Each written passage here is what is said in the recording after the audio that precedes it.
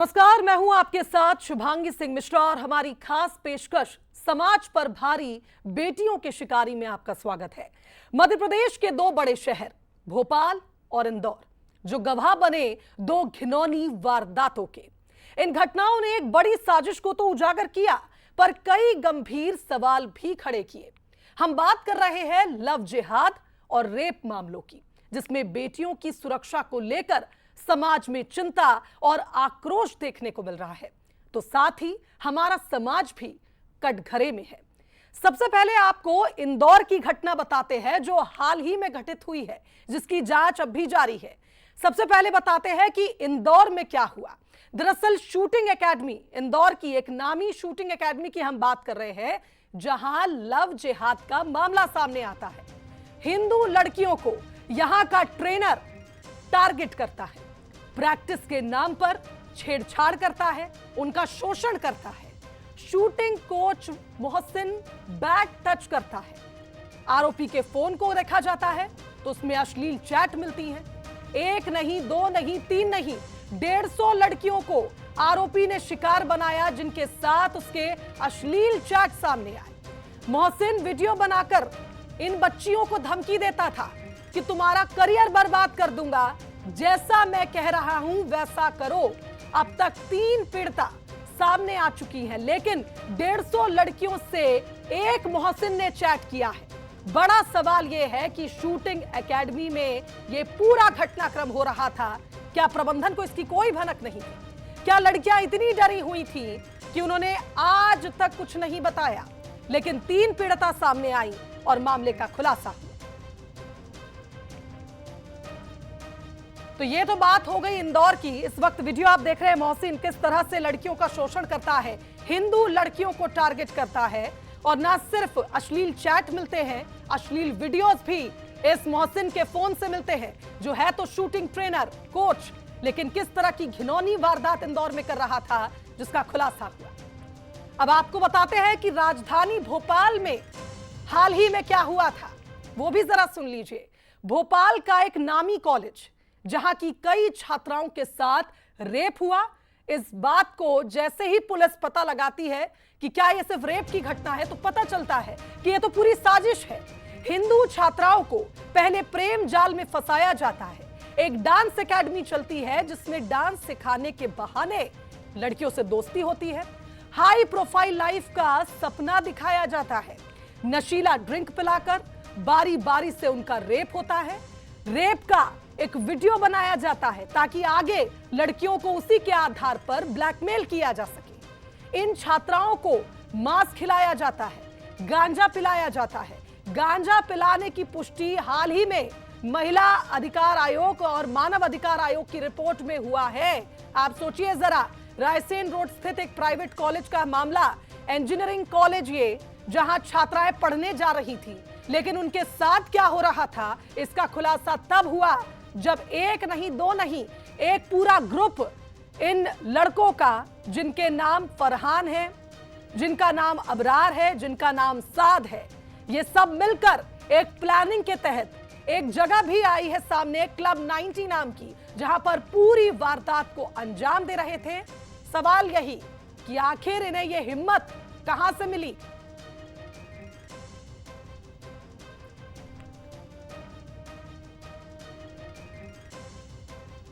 तो देखिए, आपने देखा कि भोपाल और इंदौर के मामलों में किस तरह हिंदू बेटियों को टारगेट कर उन्हें पहले फंसाया जाता है और उसके बाद धमकाया जाता है। पर उनकी सुरक्षा से भी बड़ा सवाल हमारे समाज पर है। ऐसे में अब बंसल न्यूज कुछ गंभीर सवाल उठा रहा है, जिसकी तरफ प्रशासन और हमारे समाज को अब सोचने की जरूरत है। It's a high time now. Bansal news के बड़े सवाल क्या हैं, वो भी जरा सुन लीजिए। लव जिहाद जैसे मामलों में आंख मूंद कर समाज क्यों बैठा हुआ है? आप इंतजार कर रहे हैं कि आपके आसपास ऐसी घटना हो, तब आप आवाज उठाएंगे। इन मामलों में कॉलेज या संस्थान की आखिर क्या भूमिका है? क्या एक भूमिका तय होनी चाहिए उन कॉलेजेस, उन संस्थानों में जहां हमारी बच्चियां जाती हैं? क्या न्यूक्लियर फैमिली और पेरेंट्स का समय न देना वजह है कि बच्चे अपने हिसाब से स्वतंत्रता का गलत इस्तेमाल करते हुए डिसीजन ले लेते हैं? उन्हें पता ही नहीं होता सही क्या है, गलत क्या। क्या इस तरह की साजिश के पीछे कोई और बड़े मकसद है, या फिर सोशल मीडिया के दौर में अटेंशन ना मिलना बच्चों को, खासकर की इन लड़कियों को शिकार बना रहा है?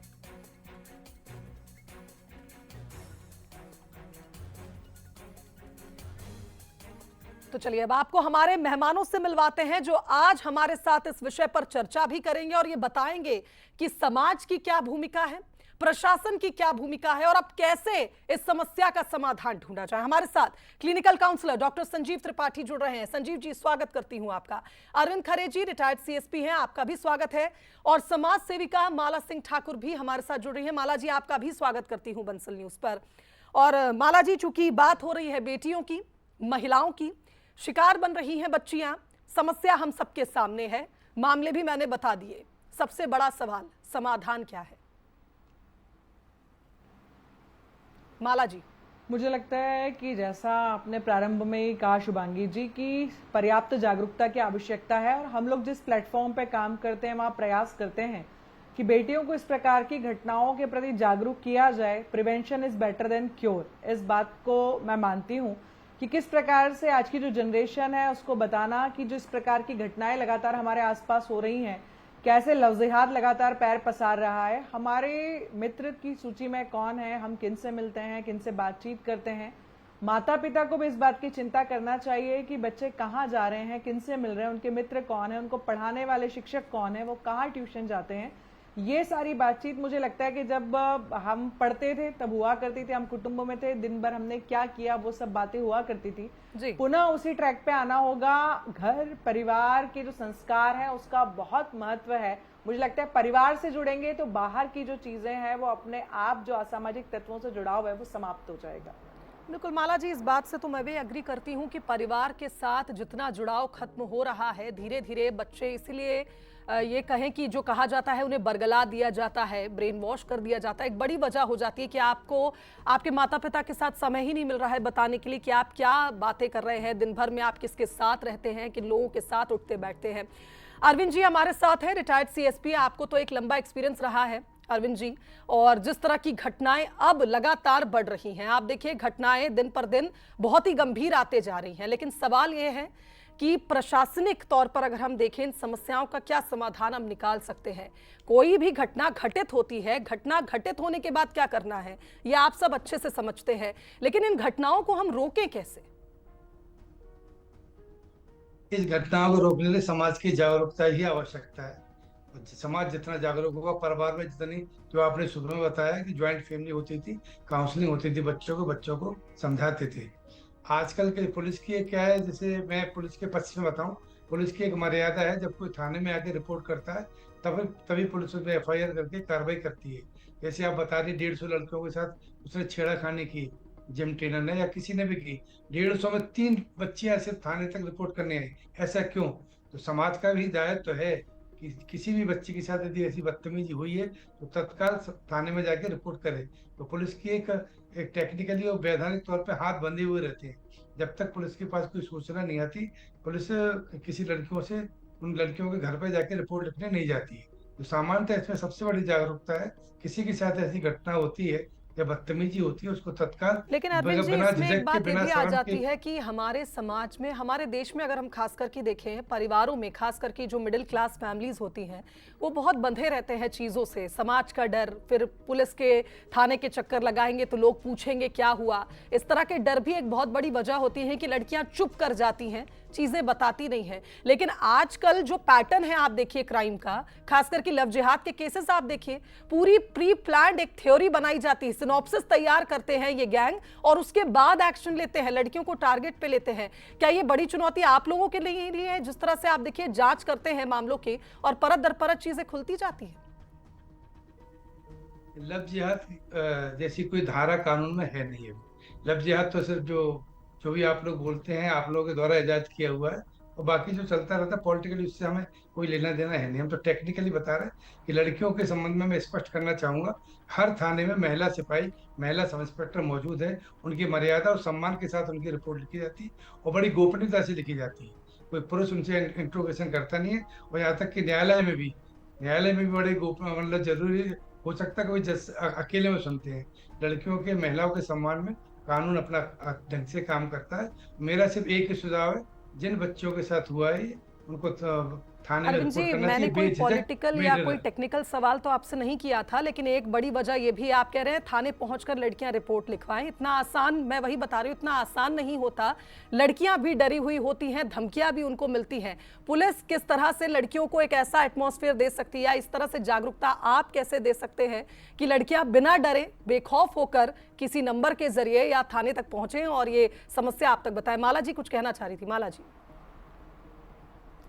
शुभांगी जी, मैं कहना चाह रही हूँ, मैं महोदय की बात से असहमत हूँ। 2007 में केरल हाई कोर्ट ने लव जिहाद जो है उसके बारे में बात की है, और लगातार हम जिस प्रकार से देख रहे हैं बहुत सारे राज्य इसके विरोध में कानून बना रहे हैं।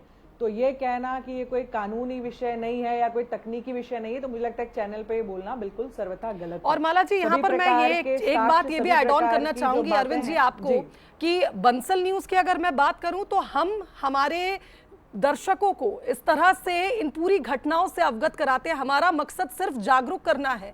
आप देखिए, हम जिस तरह से इन खबरों को, हमने कोई लव जिहाद वर्ड इजाद नहीं किया है।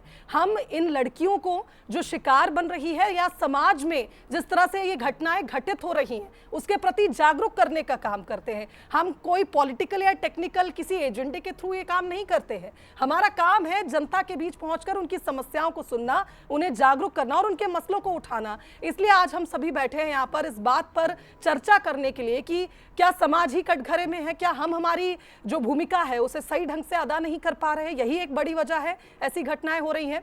डॉक्टर संजीव त्रिपाठी हमारे साथ है, क्लिनिकल काउंसलर है, वो ज्यादा बेहतर मुझे लगता है बता पाएंगे। संजीव जी, कहा जाता है बरगला दिया गया, ब्रेन वॉश कर दिया गया।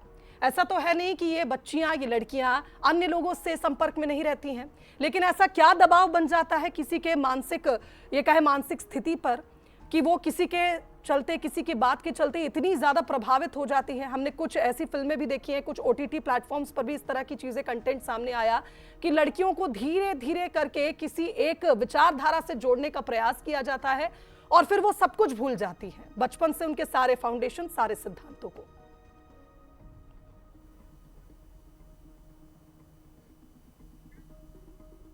चलिए, लगता है संजीव जी तक हमारी आवाज पहुंच नहीं पा रही है। माला जी, आप कुछ कह रही थी? मैं यही कहना चाह रही थी कि जब सारे साक्ष्य और सभी बातें इस और इंगित कर रही हैं, अभी the diplomat, the Kerala story, इस प्रकार की फिल्मों में भी हमने किस प्रकार से जिहादी घटनाएं होती वो हमने देखा है। कैसे ब्रेन वॉश किया जाता है, घर परिवार से दूर करना, धर्म से दूर करना, राष्ट्र से दूर करना। तो मुझे लगता है कि ये तो बहुत चिंतनीय विषय है और इस पर खुलकर के बातचीत होना चाहिए, ताकि आज की जो पीढ़ी है उसको ध्यान में आए कि किस प्रकार से यह सारी घटनाएं हमारे सामने हो रही हैं। जहां तक अभी अरविंद जी कह रहे थे, तो मुझे लगता है कि यह भी विचार करना चाहिए कि अगर कोई किसी से प्यार करता है तो अपनी पहचान छुपाने की क्या आवश्यकता है, नाम छुपाने की क्या आवश्यकता है, धर्म बदलने के लिए दबाव बनाने की क्या आवश्यकता है। ये सारी बातें हो रही है, इसका मतलब है कि इसके पीछे सोचा समझा हुआ कोई षड्यंत्र काम कर रहा है। ये जरूर विचार करना चाहिए निश्चित तौर पर। और अब आप देखिए, इस शब्द को ही अगर हम समझें, लव जिहाद, इसे शब्द, इसको इस तरह से इसलिए नाम दिया गया है क्योंकि शुरुआत आप देखिए प्रेम जाल, प्रेम प्रसंग में फंसकर, प्रेम जाल में फंसकर युवती ने ऐसा किया, इस तरह की घटनाएं ही सामने आती हैं। तो बड़ा सवाल यह है कि आखिर कैसे इस प्रेम जाल में लड़कियां फंस जाती हैं। और ऐसा भी हम नहीं कह सकते कि ग्रामीण क्षेत्रों की लड़कियां ही फंसती हैं। अच्छी खासी पढ़ी लिखी कॉलेज गोइंग स्टूडेंट्स अगर इस तरह के टारगेट में कहीं ना कहीं एक विक्टिम बन रही हैं, तो एक बड़ा सवाल है कि किस तरह का ब्रेन वॉश होता है। डॉक्टर संजीव त्रिपाठी समझाएंगे हमें। जी संजीव जी।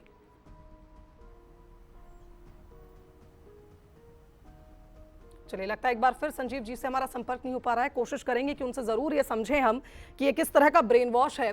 अरविंद जी, एक सवाल आपसे और, कारण ये है कि एक बड़ी वजह बन जाती है जब हम ऐसी घटनाओं को देखते हैं तो सोशल मीडिया, जब से इंटरनेट, सोशल मीडिया, ये कंटेंट, ये एक्सेस लोगों के हाथ में आया है, कई घटनाएं तो ऐसा लगता है जैसे किसी कंटेंट को देखकर उसी का आधार बनाकर या उससे प्रभावित होकर पूरी साजिश रची जाती है। आज के समय में सोशल मीडिया की अगर हम बात करें, क्या जितने क्राइम्स बढ़ रहे हैं, इनका जो पैटर्न बदल रहा है, उसके पीछे वजह सोशल मीडिया को आप मानते हैं? और सोशल मीडिया में दिखने की चाह, लोगों के बीच एक पहचान बनाने की चाह भी एक बड़ी वजह है इस तरह की घटनाओं में? बिल्कुल, बहुत बहुत रोल है सोशल मीडिया का। सोशल मीडिया में जिस हिसाब से कंटेंट जाते हैं, और जिस हिसाब से जो चलता है, समाज में चलता है, उसमें थोड़ा फर्क तो पड़ता है। इसमें मेन समस्या जो मैं कह रहा था, जो अभी माला बहन जी बोली थी हमारी, कि लव जिहाद का कानून में कोई स्पेशल एक्ट मध्य प्रदेश में इस शब्द का यूज नहीं है। धर्म परिवर्तन के स्टेट द्वारा एक्ट बने, हिमाचल में बना, उत्तराखंड में बना है, केरल में बना है, कुछ स्टेट में बना है। अपना ये है पुलिस का, जब भी कोई, हमारा देखने का नजरिया क्या है, बच्चियों को हिम्मत करके थाने में रिपोर्ट करना पड़ेगा। जब तक थाने में रिपोर्ट करने नहीं आएगी, थाने का माहौल, मैं आपको आश्वस्त कर रहा हूँ, बहुत अच्छा माहौल है, बहुत बढ़िया रिस्पॉन्स देते हैं बच्चों को। जब तक कानून के दायरे में नहीं आएंगे, उनको सजा नहीं मिलेगी। इस टाइप के अरविंद जो जी, नाम उस बात को मैं बदल के मानती हूँ, दोस्त। उस बात को मैं मान रही हूँ जो आप कह रहे हैं। बहुत अच्छी व्यवस्था है, थाने पहुंचेंगी, शिकायत दर्ज कराएंगी, कार्रवाई होगी। वही देखिए, इंदौर भोपाल में भी तो वही हो रहा है। घटना हो चुकी है, हम अब समाधान पे बात कर रहे हैं कि घटनाएं ना दोहराई जाए। क्यों डर नहीं है इन जिहादियों को, इन लड़कों को जो इस तरह से प्रेम जाल में फंसाते हैं। और टारगेट आप देखिए, हम ये नहीं कह रहे हैं कि टारगेट हिंदू लड़कियां। लव जिहाद के केसेस जिस तरह से बढ़ रहे हैं, आप इसकी गंभीरता को आप इस तरह से, हम आपसे जानना चाह रहे हैं कि आप कह रहे हैं कोई एक्ट नहीं बना है, तो क्यों नहीं बना है, कब बनेगा एक्ट, किस तरह से भूमिका निभाई जा सकती है, आखिर कौन ये एक्ट बनाएगा, क्योंकि घटनाएं दिन पर दिन बढ़ रही हैं। नहीं, हमारा आपसे ये कहना था शिवांगी मैडम जी, कि एक्ट है, जो धारा है, भारतीय न्याय संहिता में सारी एक्ट धारा है। नकली नाम बना के कोई मित्रता करता है, उसकी धारा है, 20 साल की कैद है उसमें। कोई अपनी पहचान छुपाता है, उसकी अलग से धारा चलिए है। ठीक है, तो यानी 220 लव जिहाद को, बहुत सी लव धारा है। जिहाद शब्द आप कह रहे हैं हमने ईजाद किया है, लेकिन इसके लव पीछे जिहाद का, जो पूरी लव जिहाद घटना है का उसके नहीं, सारे बिंदु आपके पास, मैं- उसके लिए सभी धाराएं हैं आपके नहीं, पास। सारे धारा लगा के कठोर से कठोर कार्रवाई की जाती है, और ऐसी कार्रवाई की जाती है, दोबारा फिर किसी की हिम्मत नहीं होती, और उसका प्रचार प्रसार भी ज्यादा किया जाता है। अरविंद जी, हिम्मत तो हो रही है। आप देखिए, भोपाल का मामला अभी सुलझा नहीं है, एक आरोपी अब भी फरार है, लेकिन आप देखिए इंदौर में इतना बड़ा, 150 लड़कियों से कांटेक्ट में एक मोहसिन। आखिर कितने मोहसिन इंदौर में होंगे, फिर उतने ही मोहसिन भोपाल में होंगे, और ना जाने कितने मोहसिन मध्य प्रदेश में होंगे। सवाल यही ऐसे है मोहसिन कि के आखिर खिलाफ क्यों डर नहीं है। नहीं, इतनी अच्छी, इतनी सख्त कार्रवाई पुलिस करती है कि दोबारा कभी बॉस्टन जैसे आदमी दोबारा ऐसा काम करने की हिम्मत नहीं करती। पुलिस का जो दायित्व है, कानून का जो दायित्व है सरकार का, वो अपना दायित्व पूरा निभा रही है। चलिए, उम्मीद करती हूँ हाँ, जैसा आप समाज की कह रहे हैं जागरूकता ऐसा के, ही हो, और हाँ, किसी की हिम्मत, अब अगले मोहसिन की हिम्मत ना हो इस तरह की घटना करने में।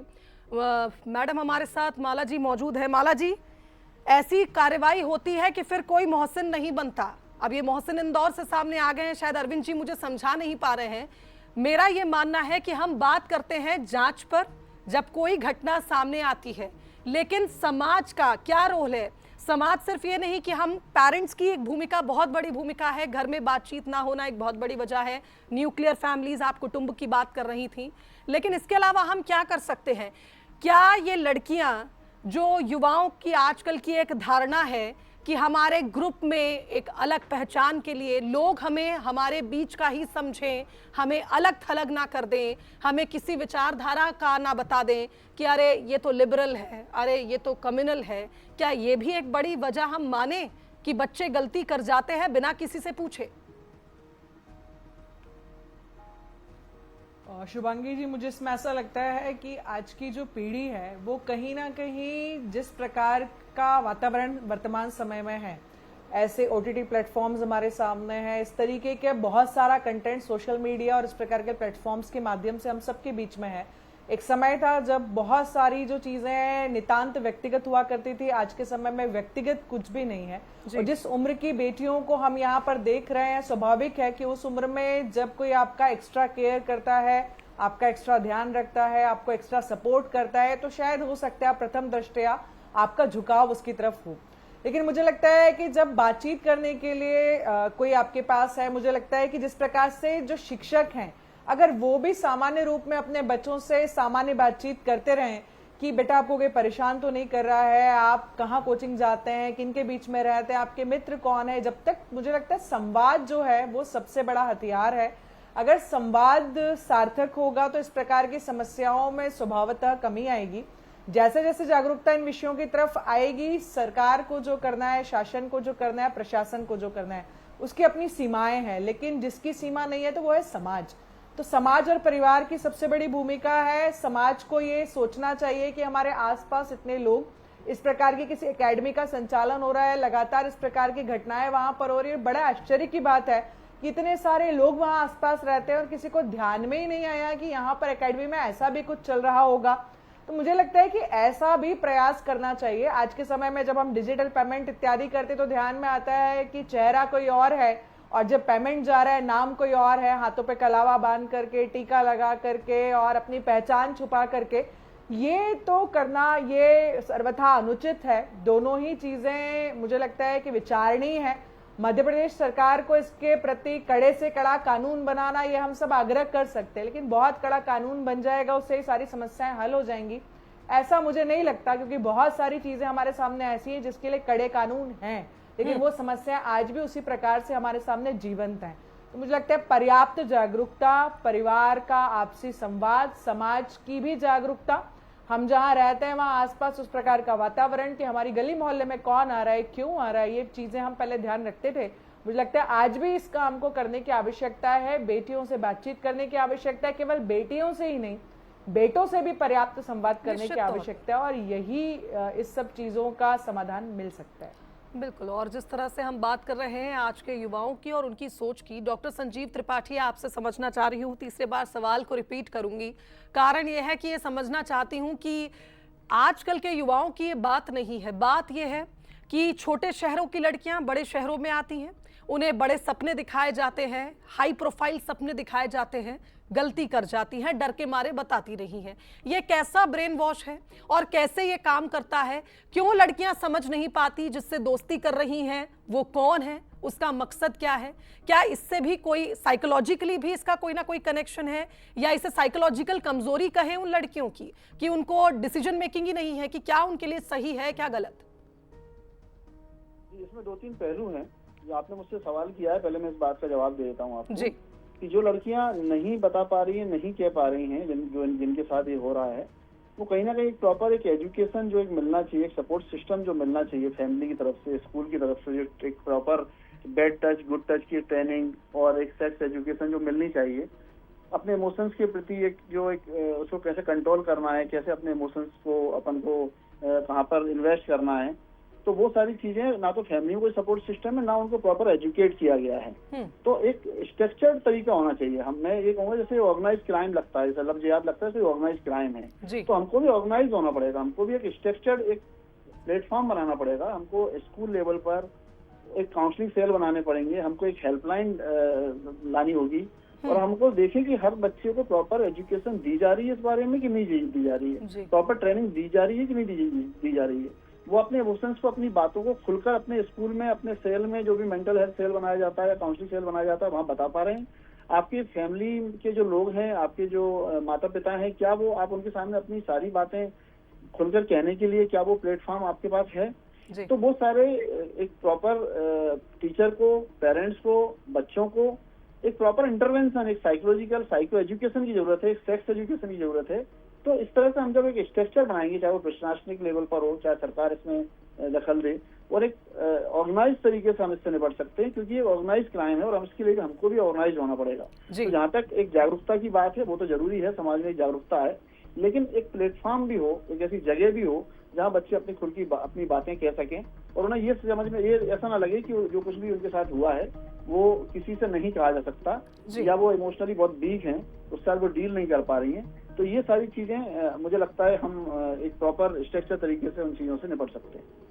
बिल्कुल सही बात कही आपने। एक स्ट्रक्चर की ज़रूरत हमें भी है, जैसे स्ट्रक्चरल वे में इन पूरी घटनाओं को अंजाम आरोपी देते हैं, हमें भी एक स्ट्रक्चर की ज़रूरत है कि इन आदतों से जो खास करके युवाओं में देखने को मिलती है कि हम ये बात किससे कहें, हम किसके सामने ये बताएं कि हमसे गलती हो गई है। एक प्लेटफॉर्म की ज़रूरत होती है, और फिर वो ऐसे लोगों को चुन लेते हैं जो शायद उनके लिए राजदार साबित हो जाते हैं लेकिन उनके हमदर्द नहीं होते, और फिर ऐसी घटनाएं हो जाती हैं। आप देखिए कई बार ऐसा होता है कि इमोशनल ट्रॉमा में जूझ रही लड़कियां किसी एक ऐसे व्यक्ति से मिलती है जिनमें उन्हें सब कुछ दिखने लगता है, वो सोचती है हमारा सेफ स्पेस है, और फिर ऐसी घटनाएं हो जाती हैं जो और उन्हें अंदर तक झकझोर देती है। सीएसपी साहब हमारे साथ हैं, आप चूंकि रिटायर्ड सीएसपी हैं सर, तो आपसे बस एक बात और जानना चाहूंगी कि आने वाले वक्त में किस तरह से आप देखते हैं क्योंकि हम एक स्ट्रक्चर की बात कर रहे हैं। प्रशासन का और पुलिस का क्या रोल तय होना चाहिए। आप जांच बहुत बेहतरी से करते हैं, ऐसी जांच करते हैं कि आप कह रहे उदाहरण बनती हैं कि लोग डरते हैं क्राइम करने से, इस बात को मैं मान सकती हूं, लेकिन इसकी रोकथाम के लिए आप क्या करेंगे, जरा बता दीजिए। आप क्या संदेश देना चाहेंगे? रोकथाम के लिए सिर्फ जो समाज सेविका माला सिंह जी बोली, त्रिपाठी जी बोल रहे हैं, समाज में जागरूकता आना जरूरी है, परिवार की काउंसलिंग होना जरूरी है।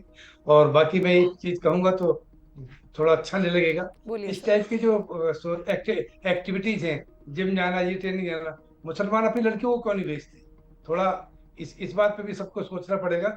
मुसलमान लोग अपनी लड़कियों नहीं भेजते जिम ट्रेनिंग में, जो ज्यादा एडवांस बनते हैं, ज्यादा इस टाइप की ट्रेनिंग करके उनको परिवार को काउंसलिंग देना चाहिए कि ऐसी जगह को अवॉइड करें वो। सर, चूंकि अपने आपने और पहले भी ही कह और भी दिया कि इस एक्सरसाइज के बात का साधन मैं होते बुरा मान जाऊंगी, तो मैं अब इस बात को आगे ज्यादा बढ़ाऊंगी नहीं, लेकिन ये कोई बात, ये कोई समाधान एक रिटायर्ड सीएसपी से मैं तो नहीं उम्मीद करती कि लड़कियां जाना बंद कर दें, या ओवर स्मार्टनेस या एडवांस लड़कियों के साथ ऐसा होता है। क्योंकि भोपाल का जो ये पूरा मामला लव जिहाद का सामने आया था, उसमें ग्रामीण क्षेत्र से, छोटे शहरों से आई लड़कियां इसका शिकार बनी थी। तो आप ये नहीं कह सकते कि जो ज्यादा एडवांस्ड है, जो ज्यादा पढ़े लिखे हैं या जो ज्यादा मॉडर्न है, उनके साथ ऐसी घटनाएं होती हैं।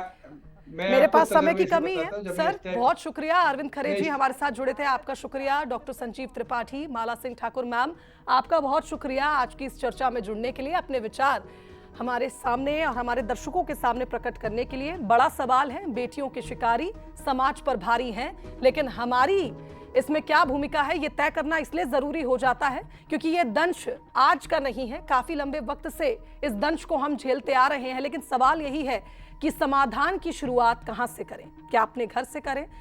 सोचने वाली बात है। आप ही सोचिएगा कि कैसे हम हमारी लड़कियों को, हमारे घर के लोगों को शिक्षित करें, उन्हें समझाएं कि वो ऐसे घटनाओं में, ऐसे टारगेट्स में शिकार ना बने। हमारे साथ इस खास चर्चा में हमारे कुछ गेस्ट जुड़े थे, उनका धन्यवाद करते हुए आप सभी का धन्यवाद हमारे साथ जुड़ने के लिए। देखते रहिए बंसल न्यूज। नमस्कार।